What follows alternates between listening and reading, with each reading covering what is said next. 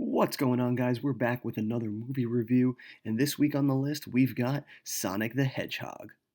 Now, as always, we'll do the review first and then see how well our predictions from earlier in the week held up. So, without further delay, let's jump in. Sonic the Hedgehog is a family action adventure film directed by Jeff Fowler and starring Ben Schwartz as our titular hero and Jim Carrey as the villainous Dr. Robotnik. And right off the bat, the best thing this movie has going for it is its performances. Everyone is stepping up to the plate and playing their characters to a T. James Marsden continues to be one of the most underrated actors of our time and brings just the right level of charm to his character, along with Tika Sumpter, who makes the most of her short screen time. But really, it is our hero and villain who steal the show. I have been a huge Ben Schwartz fan ever since Parks and Recreation, and it's great to see his manic, childlike energy infused with the character of Sonic. That was an inspired choice, and most of his beats hit. Sometimes in these kid friendly movies, they go too overboard and end up making the heroes more annoying than charming, but Sonic toes the line surprisingly well here, with really only the Fortnite dance that killed me. However, that may say more about my age than Sonic. On the opposite side of the coin is Jim Carrey, who is at his best when getting to play unhinged members of society, and his turn as Dr. Robotnik gives him plenty of scenery to chew. I have loved this man since Ace Ventura, and am so glad to see him back on our screens with another wickedly over the top performance. Sonic's redesign also deserves all the praise in the world, because having now seen the movie and looking back at that original design, there would have been a full scale riot on our hands. Sonic fans, and really any fans of CGI, wouldn't have been able to sit through this thing at all. It's amazing the good the internet can sometimes accomplish in its own misguided way. Beyond that, though, the movie is as standard as it can get, with a stock script and convenient plot point piled on top of convenient plot point.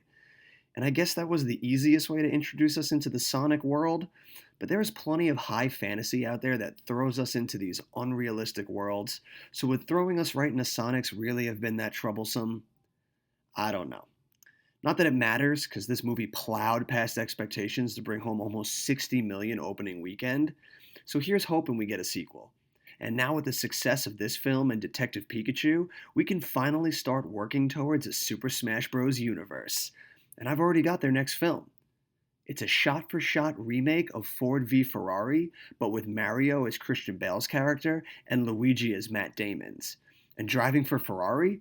Waluigi. Guaranteed box office success. Now, looking at our prediction method, you can see we were spot fucking on this week. We did indeed see Sonic on his home planet as a child, and he was sent to Earth to keep him safe from creatures on his home planet looking to use his power. The theme stated couldn't have been more perfectly stated. Loneliness and companionship drove Sonic and Tom's storyline completely, with Sonic even moving in with them by the end of the film. Our setup was choice, and we did have the urban legend myth with Crazy Carl or whatever his name was. Our catalyst was money, as we perfectly segued from baseball scene to Robotnik showing up to Tom and Sonic going on the run, which tied in with our B story, where we learned more about Tom and how he wanted to prove himself a big city cop and save someone's life, and that brought us right back into his and Sonic's relationship. Fun and games were as right as rain. They were going to get back the warp rings that Tom inadvertently lost for Sonic. The midpoint was indeed at the trucker stop, where Tom and Sonic bonded over Sonic's bucket list. And the bad guys closing in totally worked out as Robotnik attacked and destroyed their car, hurting Sonic in the process. Which led us right back into 3, where we reunite with Tom's wife, and she helps Tom and Sonic get into the tower in San Francisco to retrieve the warp rings. And finally, our finale, which took place between Sonic and Robotnik fighting all over the world with the rings before Sonic wins and strands Robotnik on that mushroom planet, setting up for a sequel. We went the distance this week, and it was glorious.